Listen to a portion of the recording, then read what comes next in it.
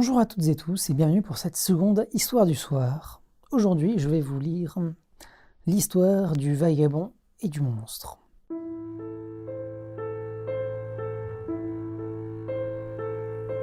L'hiver s'annonçait rude, le froid gagnait peu à peu les vallées. L'esprit trop embrumé pour travailler, il se sentait comme un propre étranger chez lui, et ne trouvant de toute façon plus le sommeil. Il ne s'y rendait plus, errant comme un fantôme. En se baladant au village, il entendit parler d'une histoire de monstre, une vieille fable sur une créature démoniaque vivant aux yeux de tous dans un village voisin près d'une rivière. La dite créature dévorait sans cesse les hommes qui croisaient sa route, et la légende voudrait que grâce à l'art du mensonge, elle avait déjà tué une centaine d'hommes incrédules. Comment les villageois pouvaient laisser faire pareille chose? Ne se devait-on pas de mettre un terme à ces agissements? Semble-t-il que plusieurs émissaires de l'Église avaient tenté d'amener le monstre au bûcher, mais ces derniers n'étaient jamais revenus. Et les gens du coin ont fini par accepter la situation, d'autant que les victimes étaient toujours des moins que rien, qui ne manquaient au final à personne. Presque méritait-il la mort à les entendre, mais cela sonnait aux oreilles du vagabond, comme une histoire qu'on se raconte à nous-mêmes pour trouver le sommeil, fermant les yeux sur notre propre faiblesse et couardise. Entre la neige hivernale, risquant de bloquer les routes, le timing parfait entre cette histoire et son ennui chronique, le vagabond ne perdit pas une minute et se mit en chemin de la tanière du monstre, prêt à mettre fin à ses vils agissements. Après une demi-journée de marche, il arriva au village voisin et se trouva rapidement devant la demeure de la dite créature où jonchaient tellement de squelettes que le sol en était couvert. Pris dans son élan, il ouvra la porte, prêt à sortir sa dague et libérer le village du fléau.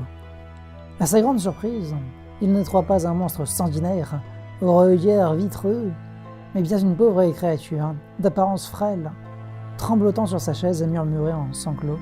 « Je ne suis pas un monstre. » Hélas, ne se rappelant plus que l'abomination était incapable de dire autre chose que des mensonges, il fit l'erreur de vouloir entamer une conversation. « Est-ce vous qui avez tué tant et tant de gens ?»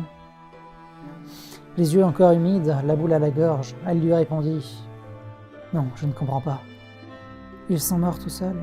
Venez voir, suivez-moi. » Elle le prit alors par le bras et l'emmena à la rivière. Elle lui montra un gouffre au fond de l'eau.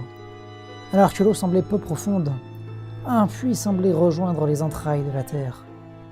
Avant même qu'il eût le temps de comprendre ce qui se passait, le monstre le poussa dans l'eau et l'attira dans les abysses froids et ténébreux. Malgré l'apparence chétive du démon, il n'a pu rien faire, condamné à mourir, car il s'était laissé berner.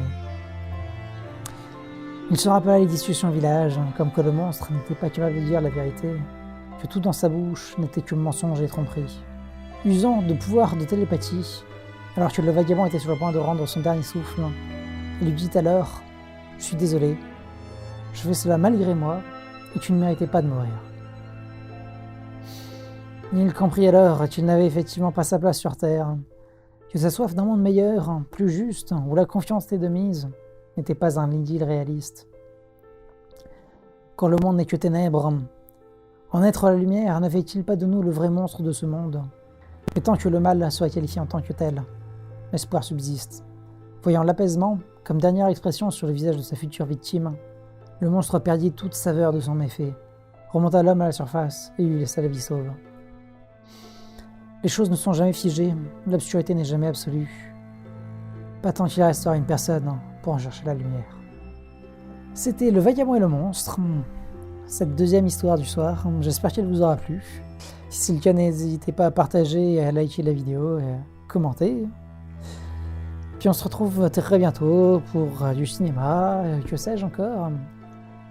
Et puis peut-être toutes les 2 semaines une histoire du soir, sauf si je me motive pour en faire toutes les semaines, on verra. Salutations.